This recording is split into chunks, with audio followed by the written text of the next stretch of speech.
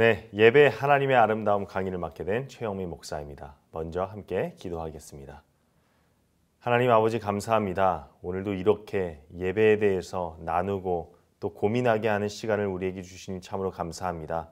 하나님 이 시간을 통하여서 우리가 하나님께 합당한 예배자가 되길 원합니다. 주님, 이 시간 가운데 함께하여 주시옵소서. 예수님의 이름으로 기도합니다. 아멘. 네, 벌써 6번째 강의입니다. 오늘은 하나님의 가시적인 사랑, 성찬에 대해서 함께 나누어 보려고 합니다. 삶을 살아가는 데 있어서 가장 필요한 3가지를 보고 우리는 뭐라고 하죠? 의식주라고 합니다. 옷, 음식, 그리고 집이죠.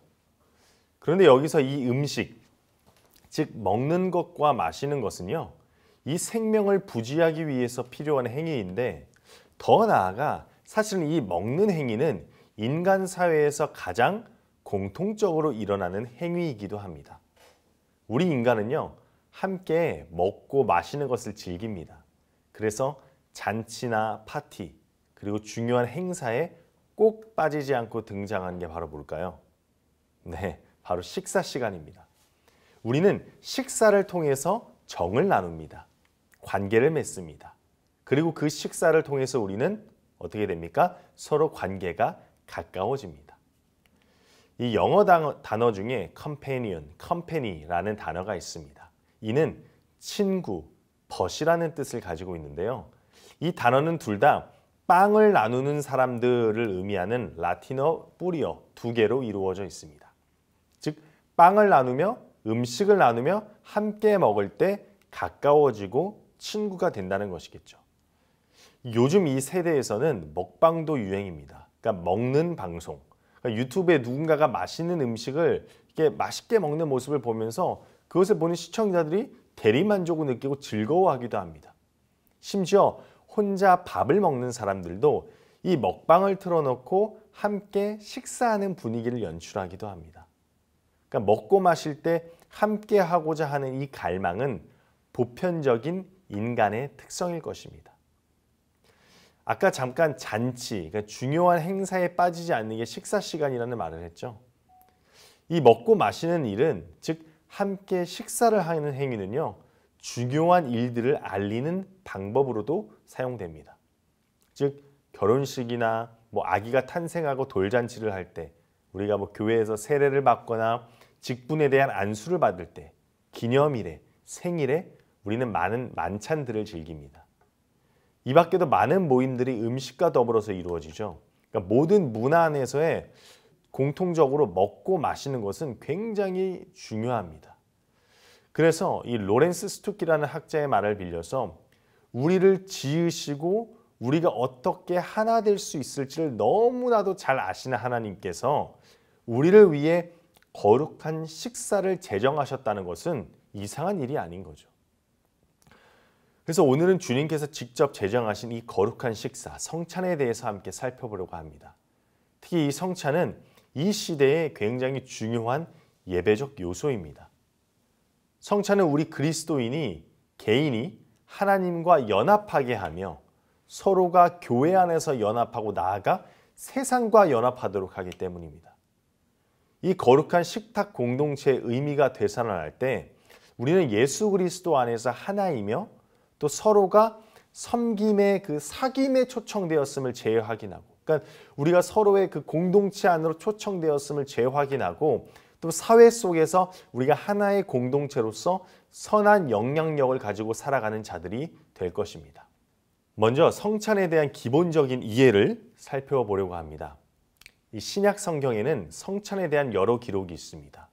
부활 전에 예수님과 제자들 그리고 무리들의 식사 이야기, 부활 후에 예수님과 제자들의 식사 이야기, 그리고 예루살렘과 드로아, 고린도에서 행해졌던 식사 이야기가 그것입니다. 이 공간복음에는 예수님께서 십자가에 못 박히시기 전에 제자들과 함께 가졌던 만찬에 대해서도 기록하고 있죠. 그리고 예수님께서는 이 식탁의 자리에서 감사 기도를 하시고 떡과 잔을 제자들에게 베푸시면서 누가복음 22장 19절에서 이를 행하여 나를 기념하라 라고 말씀하십니다. 부탁하시고 명령하십니다.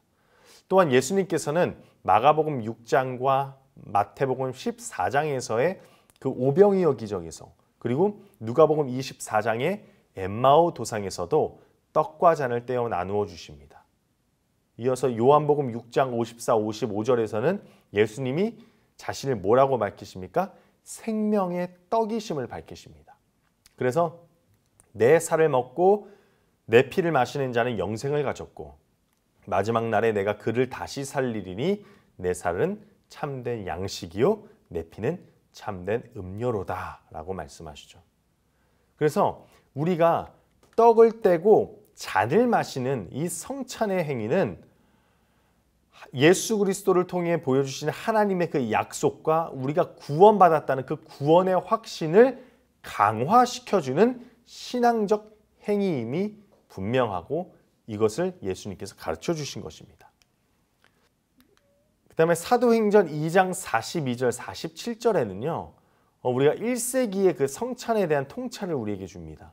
그것은 예수님께서 약속하신 성령 강림 사건과 베드로를 비롯한 사도들의 말씀 사역 이후에 나타나는 이 초대 예루살렘 교회 예배와 신앙생활의 특징을 보여줍니다. 특별히 이 사도행전 2장 42절을 보게 되면 사도의 가르침을 받아 서로 교제하고 떡을 떼며 오로지 기도하기를 힘쓰느니라 라고 기술을 하면서 가르침, 교제, 떡을 땜과 기도 등의 이 네 가지 요소를 초대교회 예배에 굉장히 중요한 요소로 부각시켰습니다.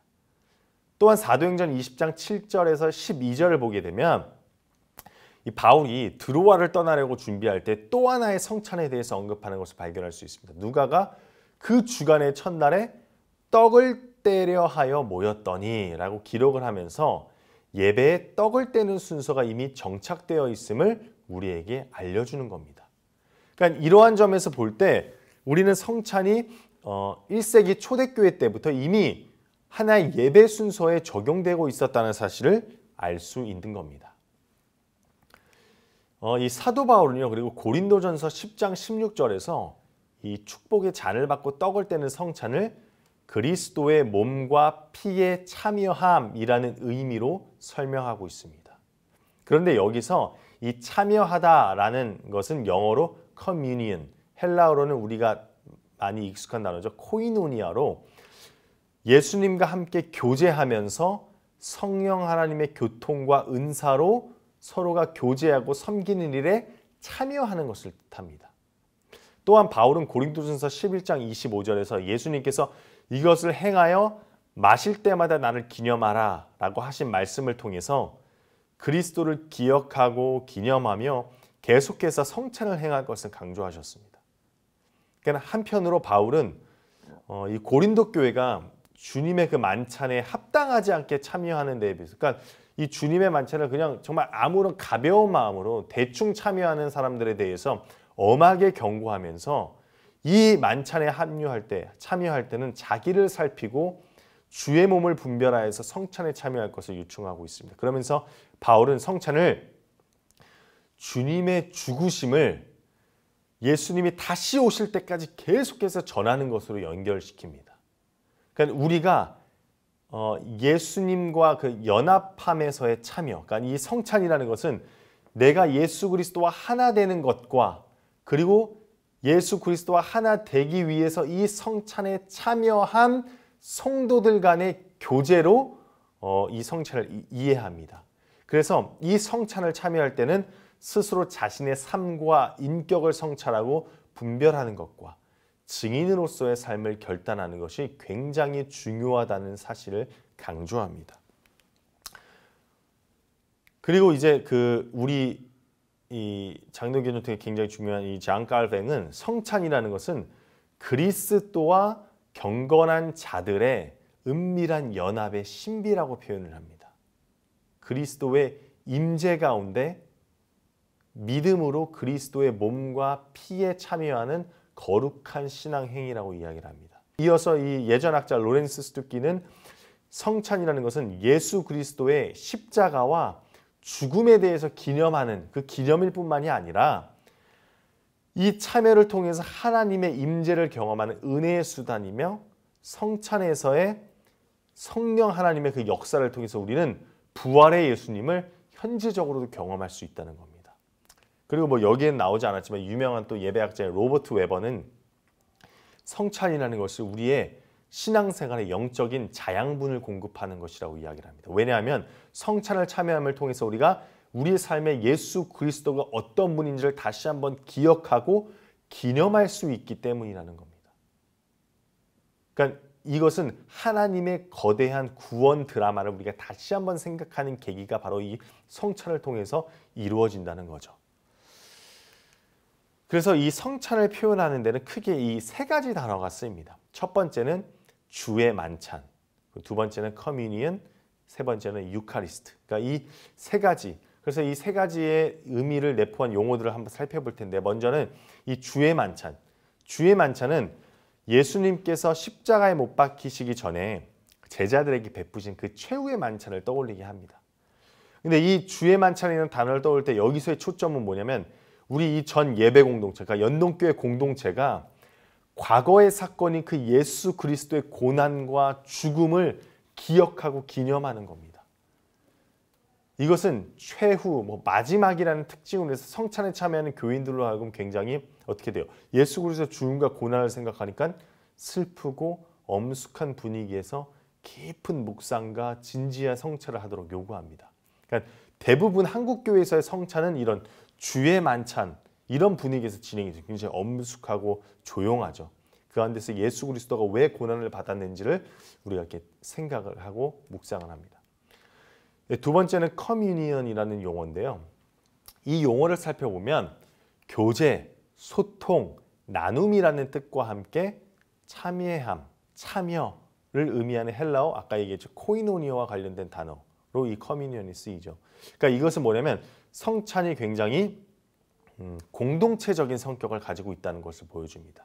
그러니까 그리스도의 몸과 피를 함께 먹으면서, 그러니까 한 장소에서 함께 먹으면서 동일한 떡과 잔을 떼서 함께 먹으면서 동일한 성령이 그 공동체 안에 임하고 공동체의 하나됨과 동시에 성도 간의 성령을 통한 초자연적인 교제가 현재 이 시간에 일어나고 경험한다는 것을 개념을 나타내는 겁니다. 그러니까 이 누가복음의 저자 누가는 이 단어로 떡을 떼며 교제하는 것을 굉장히 강조하고 바울 같은 경우는 이 커뮤니언이라는 단어를 사용하면서 고린도 교인들에게 공통된 식탁, 한 식탁에 참여하는 것의 중요성을 얘기하게 됩니다. 그래서 우리가 코로나 시대에 비대면 예배가 이루어지면서 이 성찬이 가장 큰 논란이 됐던 게 바로 이 커뮤니언의 개념, 공통된 떡과 잔을 공통된 공동체가 공통된 장소와 공통된 시간에서 떼어서 나누어 먹었는데 비대면 상황에서는 이런 게 불가능해지니까 그렇다면 이 온라인 예배 가운데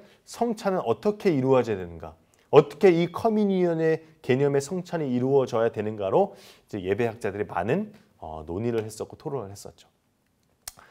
더 나아가서 이 커뮤니언이라는 용어는요, 교회가 그리스도의 한 몸 공동체로서 그리스도의 삶을 따라 나눔의 삶을 살아가고 있다는 의미를 담고 있습니다. 그러니까 그리스도께서 우리에게 그의 어떤 그 몸과 피를 나누어 주셨듯이 성찬에 참여한 그리스도인들도 어떻게 돼요? 자신의 삶의 자리, 자기의 일상에서 나눔을 실천하겠다는 어떤 하나의 신앙 고백적인 의미가 이 커뮤니언이라는 단어에 담겨 있는 겁니다. 그러므로 이 커뮤니언 관점에서의 성찬은요, 여러분, 과거의 사건에만 머무는 게 아닙니다. 현재 나의 그 예배 공동체의 실제적인 삶의 자리와 연결되었기 때문에 어떻게 보면 이 커뮤니언 개념의 성찬은 매우 즐겁고 활기찬 분위기 속에서 진행이 됩니다. 그래서 유명한 종교개혁가 루터는 교회에서 공식적으로 이 단어를 사용했죠. 커뮤니언이라는 단어를. 세 번째로 살펴볼 단어는 유카리스트입니다. 이 유카리스트는 성찬 용어는 감사를 뜻하는 헬라어 유카리스 테사스에서 유래된 단어입니다. 그러니까 마가와 사도 바울이 이 용어를 사용했는데요.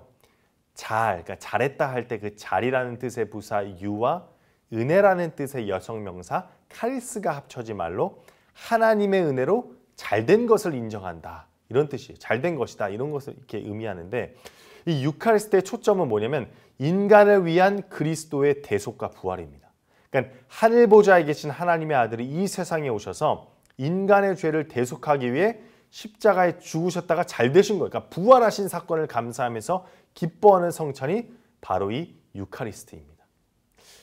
이렇게 이제 세 가지 개념을 합쳤을 때 성찬은요, self-giving, 즉 하나님의 자기 주심으로 이 의미를 통합할 수가 있습니다. 그러니까 하나님이 인간을 위해서 자기 자신을 내어주신 것을 우리가 예배 가운데 가시적, 그러니까 시각적으로 볼 수 있는 통로가 바로 이 성찬의 자리라는 겁니다. 복음이라는 것은 인간을 구원하시는 하나님의 이야기로서 그 절정이 뭡니까? 인간으로 우리에게 오신 예수 그리스도의 그 죽음과 부활의 사건입니다.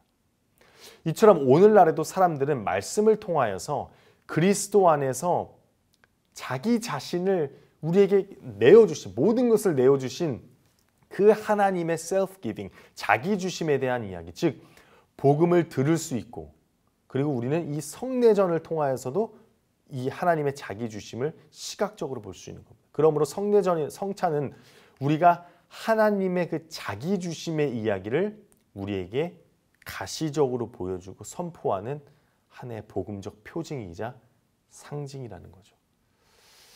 그래, 아까 이 첫 번째 그 주의 만찬하는 용어에서 알 수 있듯이 이 성찬의 주인은 예수 그리스도 성자 하나님이십니다. 그러므로 우리는 이 부활하신 주님 안에서 기쁨으로 떡을 떼기 위해 모일 때마다 성찬을 통한 하나님의 자기 주심을 반복해서 경험합니다. 하나님의 자기 주심의 절정은 여러분 그리스도의 희생입니다. 그러니까 하나님의 자기 주심을 우리가 그 개념을 떠올릴 때 가장 먼저 떠올리는 것은 바로 예수 그리스도의 그 희생. 성찬의 그 제정사의 말씀뿐 아니라 히브리서 기자에도 보면 그리스도를 대제사장과 희생양으로 설명하고 있죠. 아까 잠깐 나왔던 예배학자 제임스 화이트에 따르면 바울은요, 이 세상에서의 그리스도의 모든 사역을 하나님의 자기 주심으로 이해합니다. 그러니까 예수님께서 이 공생의 사역 동안에 했던 모든 어떤 행위들은 다 하나님이 계속해서 인간의 그 세상에서 자기의 모든 것을 내어주신 행위로 이해를 하는 겁니다. 즉 그리스도의 희생은 뭐냐? 빌립보서 2장 7절의 말씀처럼 자기를 비워 종의 형체를 가져 사람들과 같이 되신 그 하나님의 자기 주심, 셀프 기빙이다. 그러니까 이러한 그리스도의 희생, 곧 하나님께서 자기 자신을 전적으로 내어주심은 그리스도와 우리와의 연합을 이루어내신 거예요. 그러니까 우리가 죄인이어서 죽을 수밖에 없었지만 하나님께서 자기 자신을 이 땅에 내어주심으로 인해서 우리가 예수 그리스도와 연합이 되었다는 거예요. 그 사실을 시각적으로 보여주는 게 바로 뭐다? 성찬이라는 것입니다. 그리스도와의 연합은 우리가 성찬을 통해서 누릴 수 있는 가장 큰 유익입니다. 그러나 여러분, 우리는 그리스도와 연합한 존재임에도 불구하고 하나님의 그 셀프 기빙, 자기 내어주심으로 우리가 그리스도와 연합한 존재임에도 불구하고 그 연합의 신비를 망각한 채 살아가는 연약함을 안고 있죠. 그렇기 때문에 하나님이 우리에게 성찬을 허락하신 거예요. 예수님께서 이 성찬을 통해서 너희들이 떡과 포도주를 떼어서 나누어 마심을 통해서 너희들이 그리스도와 연합되었다는 사실을 계속해서 너희 삶 속에 기억하라, 자각하라 라고 명령을 하시는 겁니다. 이 땅에서 그리스도께서 행하신 모든 희생의 사역을 기억하며 성찬의 많은 유익을 누리도록 하는 겁니다. 우리는 성찬을 통해서 예수님과 함께 되는 것을 지속적으로 그래서 자각하게 되었고 하나님의 자기 주심의 그 희생을 기억하게 됩니다. 이제 우리는 그리스도와의 연합을 통해 한 몸 공동체가 되어서 하나님을 기쁨으로 예배하는 겁니다. 성찬을 통해서 너도 나와 같은 하나님의 그 은혜를 받은 자이지. 공동체가 전체가 다 그 기억 속을 기억하는 그 세레머니에 참여하는 겁니다. 그리스도께서 하나님께 자기 자신을 드린 것처럼, 그리고 이제 그 예전을 통해 성찬 예식을 통해서 우리는 우리도 우리 자신을 하나님께 드림으로써 그리스도 안에서 우리의 구원을 위해 일하신 하나님을 기억하며 예배한다. 이런 의미에서 성찬은 commemoration, 그러니까 회상을 통한 자기 드림이라는 겁니다. 우리는 성찬에서 그리스도께서 과거에 우리를 위해 행하셨던 그 역사적 사실을 다시 경험함으로써 자기를 기꺼이 내어주신 주님을 기억하고 그분과 연합합니다. 그래서 이 예배학자 제임스 화이트에 따르면 성찬을 통해서 과거의 사건이 현재의 사건이 되고 우리는 이제 이 시간의 간격을 넘어서 이게 무슨 말이냐? 그러니까 우리가 성찬을 통해서 예수 그리스도가 우리를 구원, 예수님의 그 죽음과 부활을 기억함을 통해서 그 예수님의 십자가 사건이 과거의 사건이 아니라는 거예요. 기억을 통해서 이 사건이 이제 현재로 다시 불러오는 거예요. 이것을 제가 제 2강에서 뭐라 그랬죠? 그렇죠? 아나네시스라 그랬죠. 그래서 성찬은 단지 그리스도의 고난당하시고 죽으셨으며 부활하시고 재림하시는 것만을 의미하지 않는 거예요. 우리가 기억을 통해서 정말 이 창조 때부터 그리스도의 재림 때까지 그 하나님이 예수 그리스도를 통해서 보여주는 그 사역의 전 영역을 우리가 회상하는 것이다. 그래서 예수님께서 이 땅에서 행하신 사역의 전 영역에 대한 회상, 기억은 우리에게 뭐래요? 하나님의 약속의 나라, Promised Kingdom에 대한 간절한 기대를 갖도록 하는 거예요. 예수님에 대한 회상은 우리에게 약속으로 주어졌으며, 그러니까 성찬을 통해서 예수 그리스도의 그 사역을 기억함을 통해서 다시 오실 예수 그리스도, 이 약속, 부활의 소망이 우리에게 약속으로 주어졌으며 이 세상에 이미 실현되었고 또한 실현될 하나님의 구원의 역사를 기대하게 하는 겁니다. 이처럼 예수님에 대한 회상으로서의 자기드림, 하나님께서 자기를 주심으로 우리를 그리스도와 연합하게 하신 그 하나님과 그 하나님의 그 나라를 소망하게 하는 것이 바로 이 성찬의 자리입니다. 하나님의 나라를 바라본다는 것은 우리에게 구원을 허락하신 하나님을 전적으로 신뢰하며 우리 자신을 온전히 내가 이제 하나님께 동일하게 드린다라는 겁니다. 그래서 초대교회 교인들이 날마다, 그러니까 사도행전 2장 46절에 보면 날마다 마음을 같이하여 성전에 모이기를 힘쓰고 집에서 떡을 떼며 기쁨과 순전한 마음으로 음식을 먹었던 것처럼 오늘날 우리는 성찬에 참여함으로써 우리에게 구원을 허락하신 하나님을 기뻐하며 하나님께 감사하게 됩니다. 그래서 성찬을 아까 말했던 유카리스트, 감사라고 말하기도 하죠. 성찬의 주인이신 예수님은 우리를 자신의 사역으로 초대를 하십니다. 하나님의 자기 주심의 은혜를 받아 누리고 있는 우리는 그래서 이 교회에서뿐만이 아니라 사회라는 공적인 영역에서도 우리의 모든 것을 내어드릴 줄 아는 자들이 되어야 됩니다. 나눔의 사역을 담당해야 합니다. 그 사역은 하나님의 자기 주심의 은혜가 나만을 위한 것이 아니라 이 온 세상 모든 피조물을 위한 것이며 하나님께서는 나뿐만 아니라 모두와 관계를 맺고 싶어 하신다는 사실을 알리는 것이 바로 성찬입니다. 이것이 하나님께 대한 감사로 드릴 수 있는 가장 훌륭한 우리 삶의 성찬, 자기드림이 될 것입니다. 성찬은 우리가 이러한 사실을 깨닫고 실천할 수 있는 원동력을 제공합니다. 사랑하는 여러분, 성찬은 하나님의 사랑을 가시적으로 볼 수 있는 수단입니다. 우리는 우리를 위해서 그 십자가의 길로 걸어가신 예수 그리스도를 성찬을 통해 기억하게 됩니다. 그리고 우리가 구원받은 사실을 다시 한번 재확인합니다. 성찬은 단순히 1년에 3-4번 정도 하는 거대한 어떤 의례적인 행사가 아닙니다. 나의 어떤 의로움을 드러내는 행사가 아닙니다. 내가 그냥 나 세례받은 교인이야 라는 것을 드러내는 것이 아닙니다. 성찬은 하나님께서 예수 그리스도를 통해 보여주신 그 사랑을 우리가 가시적으로 확인할 수 있는 통로이자 수단이자 가장 아름다운 예술입니다. 누군가는 성찬을 통해서 흐느낍니다. 자신의 죄를 발견하게 되고 그 죄를 위해 십자가에 달리신 예수 그리스도가 떠올리기 때문입니다. 누군가는 성찬을 하면서 기쁨의 환호를 내지릅니다. 내가 그 구원의 감격을 못 이겨 기뻐합니다. 여러분은 성찬 앞에서 어떠한 감정을 느끼십니까? 사랑하는 여러분, 하나님의 그 사랑을 품고 사시는 여러분 되기 바랍니다. 성찬을 통해서 하나님은 가장 아름다운 분이시구나 라는 것을 깨닫는 여러분이 되기를 소망합니다. 기도하겠습니다. 하나님 아버지, 하나님께서 우리를 위하여 모든 것을 내어주심을 통하여 우리가 다시 한번 구원받은 존재임을 깨닫게 됩니다. 하나님, 이 깨달음을 통해서 이 깨달음이 우리의 삶 안에서만 멈추는 것이 아니라 우리가 더 나아가 사회와 교회 공동체 안에 나를 내어줌으로 인하여서 정말 우리의 공동체가 작은 하나님의 하늘나라를 만들 수 있는 자들 되게 하여 주시옵소서. 예수님의 이름으로 기도합니다. 아멘. 네, 감사합니다.